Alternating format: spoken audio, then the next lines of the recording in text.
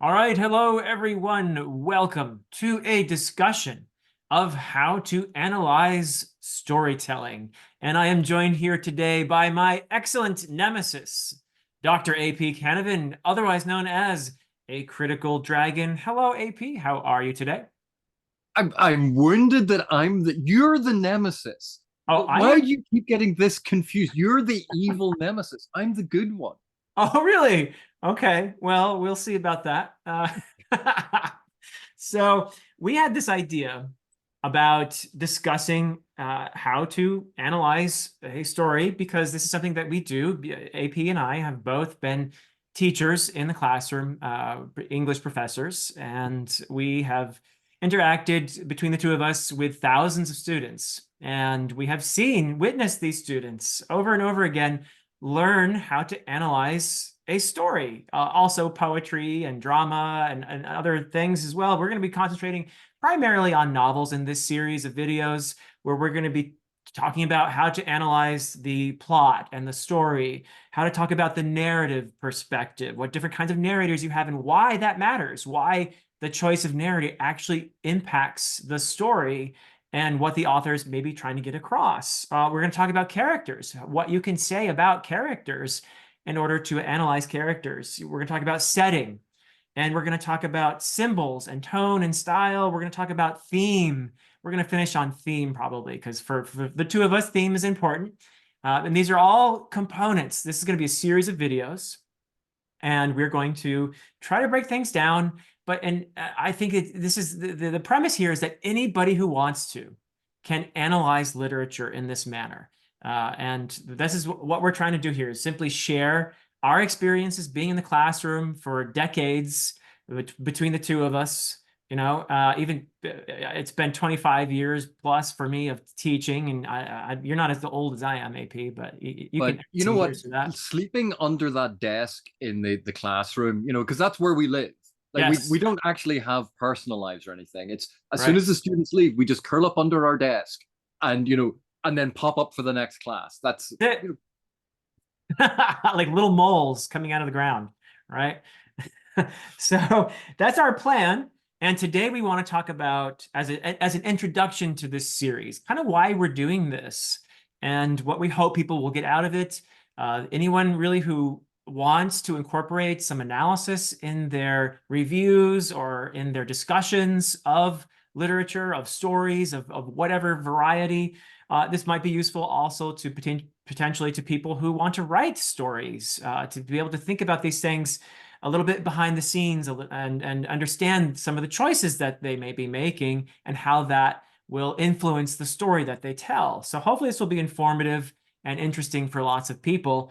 But let's start out, AP, by addressing the question, why do we read and why is it important maybe to analyze? And what is the difference between and by the way, there's nothing wrong at all with saying, hey, I enjoyed this story. I love this story. Or I didn't like this story. This didn't work for me.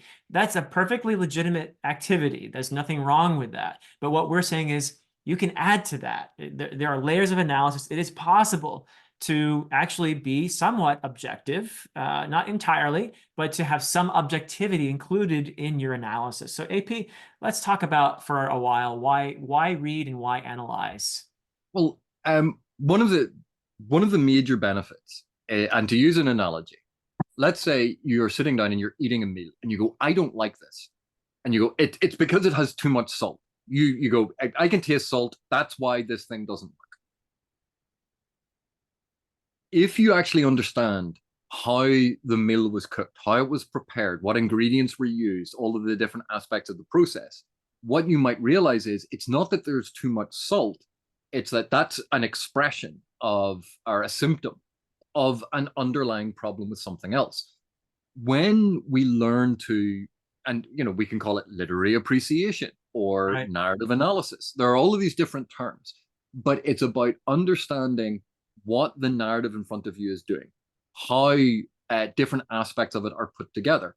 And that way, even if you're not interested in reviewing, even if you're not interested in deconstructing and analyzing, you actually gain the ability or help refine your ability to understand what it is that you like and dislike about things. And instead of potentially misattributing why you didn't enjoy a story to something that actually that's not the reason. You might think it is. It's the symptom, it's the expression, Right. but it's an underlying issue. And this helps us refine our own personal taste, to understand ourselves better, to understand what we like better, our personal preferences. And that is an incredibly useful skill, because you can do it with literature. And if you understand a lot of these general principles and approaches, you can do it with TV, you can do it with film, you can do it with lots of different types of narrative. And that is a skill. And like any skill, you understanding the foundational principles, practicing the foundational principles leads to refinement and mastery of the skill, which is something then that you can apply to other things.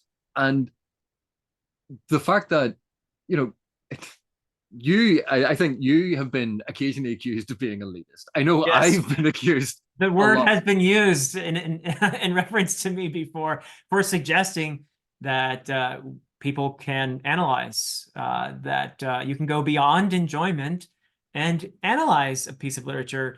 And I think that actually what we're doing is the very opposite of elitist by suggesting that anyone who wants to can use these principles, can analyze a story in this manner. It's really not that difficult. You and I have witnessed thousands of people, many of them who don't even like literature, most of them who don't. Our students are basically hostages. They're forced to take intro to literature, but we have witnessed them learn how to analyze a story and produce a coherent analysis. And the audience, presumably, if you clicked on this video, you are interested in stories, and you would be a perfect person to learn how to do this, and might derive great enjoyment from learning some of the terminology, learning different, more perhaps nuanced ways of thinking about characters or setting or narrative perspective, in order to enhance your understanding and appreciation of what the authors are doing in those stories that you love, right? Yeah, and we live in an age where accessibility to literature of all kinds has never been greater. Like, we now have multiple media formats, multiple approaches to it. We can order things online and they get delivered to our house. We can request things in a library and have them posted. And you go, well, I'm just going to do the doggy paddle. Right. But as someone who is a professional swimmer say, oh, well, if you want to be a swimmer, here's this technique, the front crawl. And if you do this and you practice it, well, that's too much effort. I don't want to do it. I'm happy with the doggy. You go, well, okay, fine. But you don't then project and say, well, doing the doggy paddle is absolutely fine, and that's the only thing that people should do. You go, no, but the option is now you can learn all of these other things to make you better at the thing that you say that you love. Right. And the fact that we do videos, we put them up online for free. We share what we know.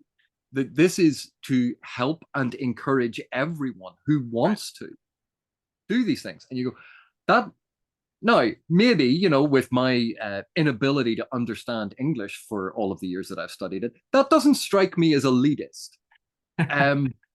That's not pulling the ladder up behind me and going, ha, ha, ha, I know how to do this and you don't. That would maybe be elitist. Oh, you should never talk about it because you don't know how to do it. You go, at the minute, we all start somewhere. We start as a beginner. We start, and we might have enjoyed things, and you go, right, but if I want to do this, I want to be better at it. And here are these people who are willing to share that. And you don't have to. No one, like, I'm not going to come into your living room and go, you must do this. You're like, no. Right. But if you want to get more out of literature, if you want to get more out of narrative, these sorts of things can really, really help. And it can also, a big point about this, it can reduce the level of frustration we have when we are reading or engaging with something that is not necessarily catering to our personal preferences. We can actually gain greater enjoyment because we can see the artistry or other aspects of it that are actually engaging and interesting. And so it helps us engage with other forms of narrative that are not necessarily catering exactly to our own personal preferences and biases. Which leads to the topic of objectivity. Now, a lot of people probably just intuitively might feel, well, it's just not possible to be objective when you're analyzing. It's really based on taste, and it's all subjective, and really there's nothing. And that's true if you're only talking about enjoyment. However, if you're talking about narrative perspective, simply observing, aha, we have here a first-person narrator, and this narrator is the major character in this. He's the protagonist. And it seems to me that at times I might be a little suspicious that maybe this narrator is not being quite straight with me here, that maybe this is an unreliable narrator. I think that everything I just said is actually pretty objective. And it does add to one's understanding of the story at the same time. So you're incorporating at that moment when you're saying this is a first-person narrator. And this narrator, because at this point says something that is contradicted by this event later on, I think this is an unreliable narrator. And you are making these observations, and you are at that point analyzing the story and increasing your understanding and appreciation for what the author is actually doing there. So objectivity, a certain measure of it, is possible. Perhaps if it helps to think of it as like a spectrum. Complete subjectivity, and you've talked about this many times. Complete subjectivity. I love this story. This is the best thing ever. Or, oh, I hate this story. This is just garbage. That's completely subjective. Sure. I just demonstrated something that's much more objective. And most of the time when we're evaluating literature, we're somewhere in that spectrum, aren't we? Yeah. And we move backwards and forwards along that spectrum. So for your example, first person narrator, they could be in present tense or past tense. You go, well, why does that make a difference? And you go, oh, it does. Or I should say, not necessarily that it does, it can. And this is one of the things quite often when we talk about narrative, one of the things that got drummed out of us very early on were absolute declarative statements about things. Right. That you start moving away from absolute declaratives about things and into more descriptive and saying what a thing is doing and using that to build an argument rather than saying this is bad. Because when we apply that kind of lens, take even a book that you hate, you go, oh, it's a really bad book, every single aspect of it. Are you telling me there is not a single thing in that is good? Right. Oh yeah, it's absolutely terrible. You go, but what about that character? That character was actually quite well realized on the page. Well, yeah, but there still was a bad book. You go, right. So even bad and good, when it's just about whether or not we enjoy it, we might say overall, in general, right, did not enjoy the book. Right. Well, if we conflate that with it being good or bad, then we are solely in the realm of subjective preference. And we're not actually analyzing the text. We're analyzing our feelings about the text. Exactly. And that's, we've talked about this before, and I know I've rambled about it. I can like broccoli. Oh, broccoli is lovely. Broccoli is great. I really like broccoli. Someone else can go, I don't like broccoli. Broccoli is bad. You go, well, how can that be true? It's, oh, well, everything is subjective. Broccoli is both good and bad. It's Schrodinger's vegetable. And ultimately, in matters of taste and preference, the customer is always right, because the person that understands your taste and your preference is you. Right. But when it comes to evaluating and understanding what is happening in a text, we apply criteria. And our selection of criteria, that is going to be an element of subjectivity, because we are selecting what criteria to apply. We are selecting the order in which to apply them. We're selecting the weight that we are going to apply to each of those criteria. Right. But here's something that will absolutely boggle your mind. Well, for certain people it will. If everything is just subjective, how is it that when I am grading student essays and I hand that essay to my colleague, that it mightn't get exactly the same mark, pretty close, but it will be within 2 or 3%, And if I handed it to a colleague in a different university, it again, Same. if I gave them my rubric, it would get within 2 or 3%. Yeah. But I've done that everything's just exercise subjective. many times, and you're absolutely right. There's a pretty close correspondence there. By the way, even with broccoli, you could say, it contains these minerals and these vitamins. It is possible to talk about broccoli, even broccoli, objectively. Yeah, and it's not even that we are trying to be objective about it, but we're trying to be less subjective about Right. it, recognizing that we move along on a spectrum. Because if we're talking about is broccoli great in this context, and suddenly as soon as you put it in a context, you're Right. applying a whole set of criteria and a rubric around it about what you're trying to say about it. You're not just now evaluating it as if broccoli is in a vacuum, because it'd be weird to vacuum broccoli. It wouldn't be good for the vacuum either.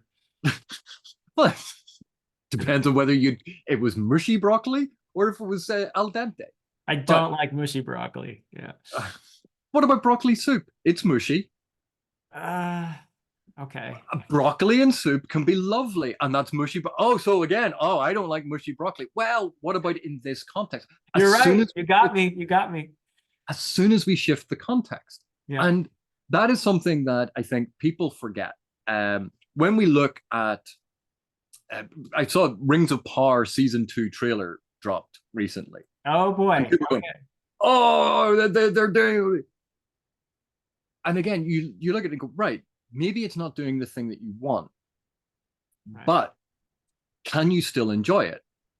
As well, how can you enjoy it if it's not good? And you're like, I also enjoy cheeseburgers, and they are not good for me. They're not good for cholesterol. They're not nutrient rich. They are bad food for me, but I enjoy them. Right. And again, people apply, they look at Rings of Power and they go, oh, it is bad. It's bad writing. And you go, but this aspect, this section here, you can see how clever the writing is, how well done it is, what it's communicating. It was very effectively done. Oh, no, but it's all bad. And again, it's saying things in this absolutist, declarative way that takes no account of the fact that other people may appreciate different things, may enjoy different things. We know what we enjoy. Great. We also know that we are individuals that live in a society of other individuals who may value different things, may want different things, and may experience different things. And the idea, if I said, this show is absolutely terrible, no one should watch it because I don't enjoy it, you'd go, you arrogant ass. Like, if I said that, and yet we see this all the time, but people don't like framing it that way because it reveals quite an arrogant position. So what they try to do is they dress it up. Well, I'm representing all fans. You're like, really? Please point to any fandom that all speaks with a single voice on every topic. There isn't one. That's not how fandoms work.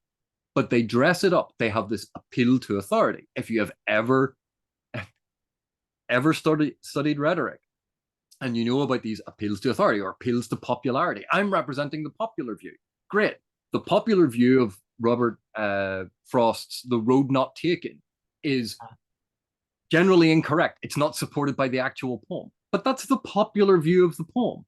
The popular view can be wrong. Like, but we still take account of it. It's still interesting. And you don't say to someone, oh, well, you're just an idiot. You're wrong. That's not. You go, no, that is a popular view. It's not supported by the poem. The poem actually explicitly goes against that view and undermines that view. But for a lot of people, that's what it means to them. And you go, okay, so that's rooted, their understanding is rooted in their subjective interpretation. That interpretation is not supported by the text, but they're perfectly entitled to feel that way. But if they said, this is what that poem means, you go, no, that's not, because it's not supported by the poem. And there's a distinction between those two things, being aware of our personal aspect, our personal bias, our personal approach. That is one thing. Projecting that onto a text is the thing that derails analysis. Right. So it's not anything goes. And at the same time, it's not, oh, there's just this one correct way of interpreting this story. There are probably many plausible approaches to opening up a story, but they need to be supported by the text. You can't just make up anything you want and say this is about clowns and you know and without any evidence from the text whatsoever. That said, again, I really want to emphasize this because this is something that we both do when we teach.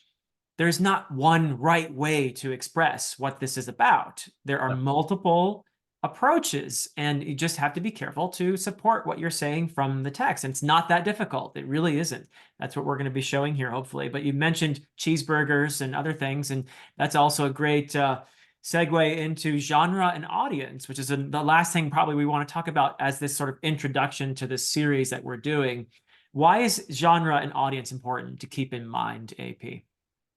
Well, let's take. I recently rewatched Transformers the movie from it was like 1984, and it was the big animated film. Watching it as an adult, you go, "This is absolute crap. It's dross. It makes no sense. The character actions are there's no psychological realism to anything. The plot doesn't make any sense in terms of its sequencing and causal linkages. The animation's fine. The voice acting is great, but it's really, really dumb. And like you would look at it and go, objectively, this is a bad film.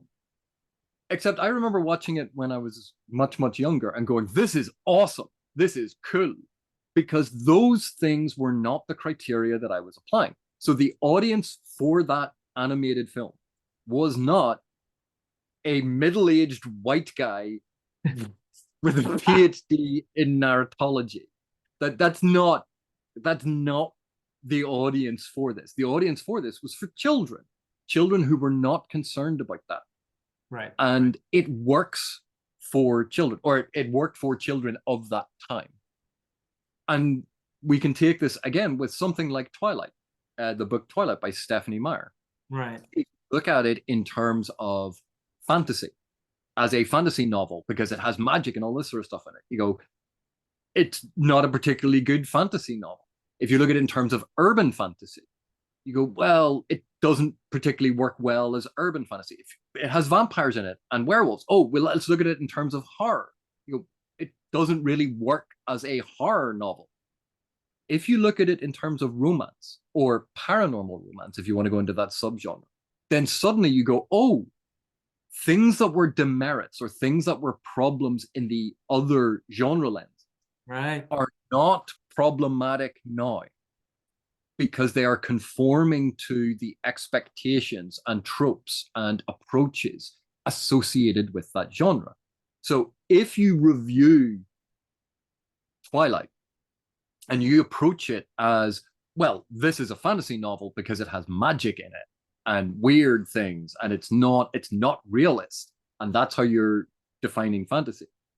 There may be overlaps with a whole load of other points that other people would make, but because you're approaching it in a way that is alien to what the text was trying to do, the audience the text was trying to reach, the type of story the text was trying to tell,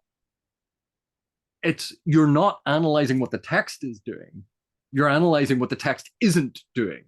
And you're blaming the text for not doing something that it made no promise that it was ever going to do. And I find it somewhat strange that when we select text to teach, we apply a whole set of criteria and filters. Right. Because we're analyzing them to show things and demonstrate things to students. We self-select. And we already go, right, we're going to look at this, and it's for an adult audience. It's of this time period. It's illustrating this point. That's why I've picked this text, and those are the things I'm going to talk about. But when we're in the wild and just approaching a text, being aware of the genre of the text or the intended audience for the text, those can be incredibly important. Yeah. Because the text hasn't been selected. And even when we think of genres are not concrete boxes. It is a loose collection of tropes, approaches, modes, all of this sort of stuff, that roughly there's a fuzzy set of all of these things, and we'll just kind of lump them all together as a commercial category, as a shorthand. But when you use shorthand, you are ignoring the complexity of individual narrative. But intended audience is one thing. The age range of the audience is another. Is it intended for children? Is it intended for teenagers? Is it intended for adults? Because each of those things might alter and change the criteria and how we analyze what's in it. Something written for children tends to be more didactic and more direct and more surface level and more overt than something written for an adult audience, where adults don't want to be spoken down to that way. But so if you apply the criteria that you would ordinarily apply to an adult literary fiction novel, and you'd applied it to Harry Potter, you go, oh, Harry Potter's terrible. It's didactic. It just tells you all these things. It doesn't show you anything. You know, right. And it's not that none of that is false. Like, yeah. But the book Harry Potter and the Sorcerer's Stone, and the Philosopher's Stone, isn't it, in the US? That's over in the UK, yeah. But that book was not trying to do those things. It was written with the literary knowledge, or the literacy knowledge, that its intended audience had. And that required the author to write in a certain way, to try and achieve effects in that intended audience. That doesn't mean no one else can read it. And it doesn't mean that we go, oh, well, it does things that it doesn't do. You're like, no. But it's not necessarily a demerit when we take into account the audience or the genre or what it's trying to. And it's when people say things like, books shouldn't be didactic. Well, apart from all the ones that should be didactic. Yeah. By the way, I am aware. Politics. I just wanted to say I am aware that it was originally Harry Potter and the Philosopher's Stone, and that they changed it for the American audience for some reason. So yeah.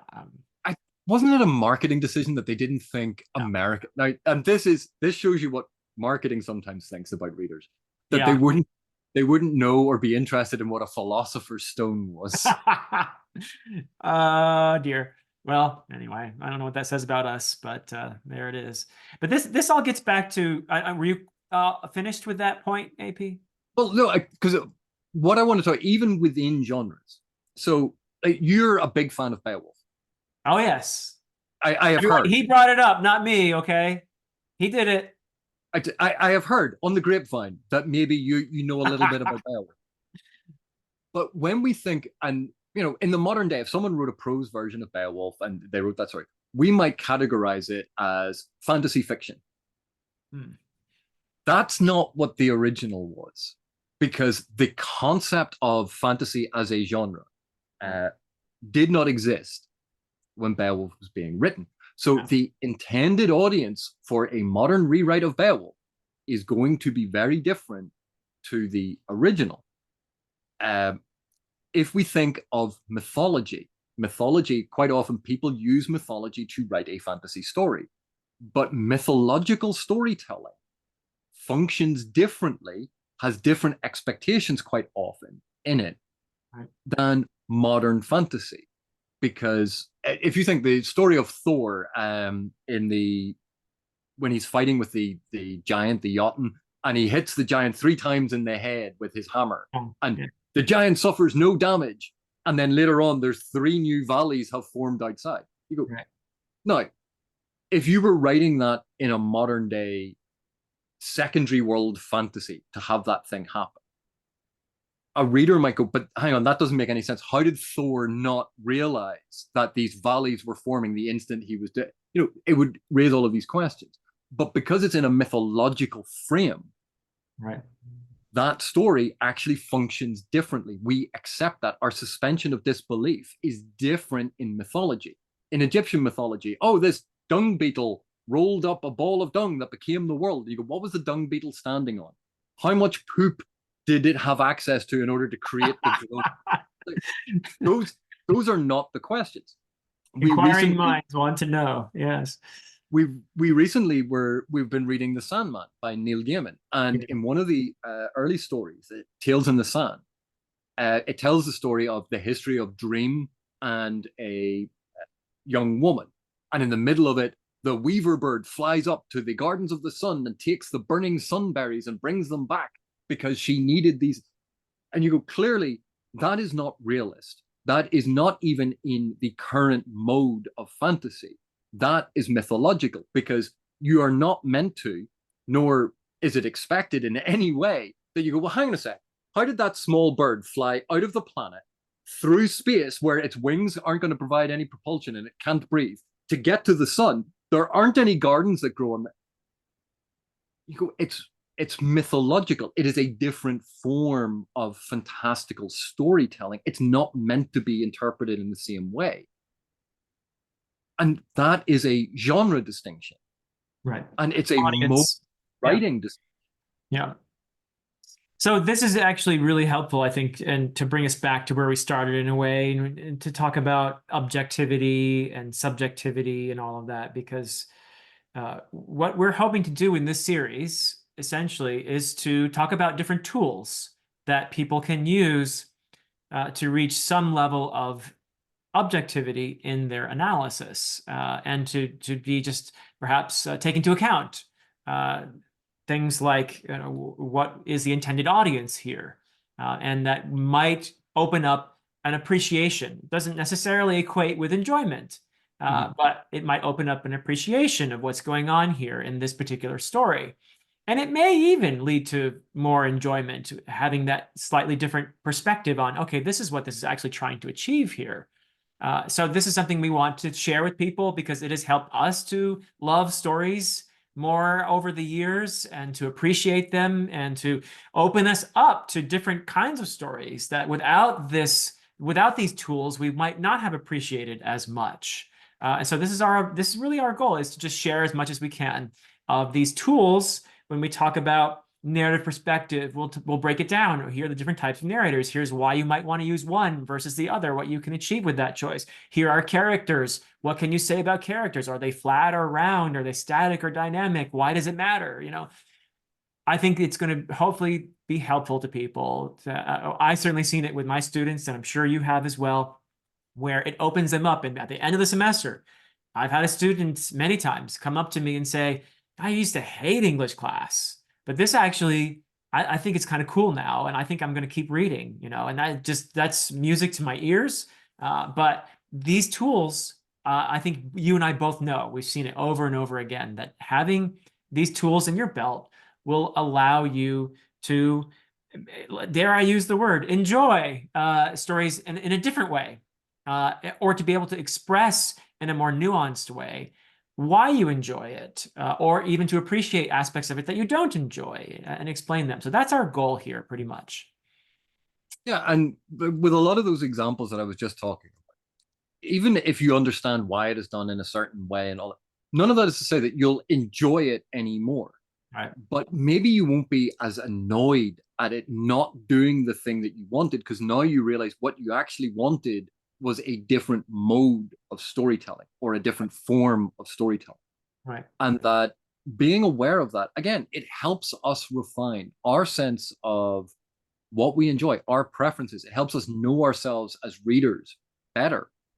And understanding that other people have different preferences. And no longer do we then feel aggrieved that that story is not doing the thing that we want. You can feel happy for the people that it is working for. Exactly. And you can still criticize it. You can still say things, well, I didn't enjoy this because of X, Y, and Z. But it helps us explain these things rather than what we so often see online in online, and I use this word advisedly, discourse. But not really discourse, because they're not talking to each other. They're more just like shouting. But yeah. And so often that is a sort of tribalist, bumper sticker, reductive, absolutist, declarative position of this is bad, and if you like it, you don't know anything and you're dumb. Right. And this is the thing that why fandoms sometimes get bad reputations, because very vocal members of fandom who are so passionate about a particular thing can be off-putting to someone who just wants to enjoy it. And when we start thinking about the difference between a niche audience and a general audience, and how general audiences may have entirely different expectations, and they can enjoy the thing, and it's not because they're dumb. It's because it's a different audience with different expectations that is looking to engage in it in a different way.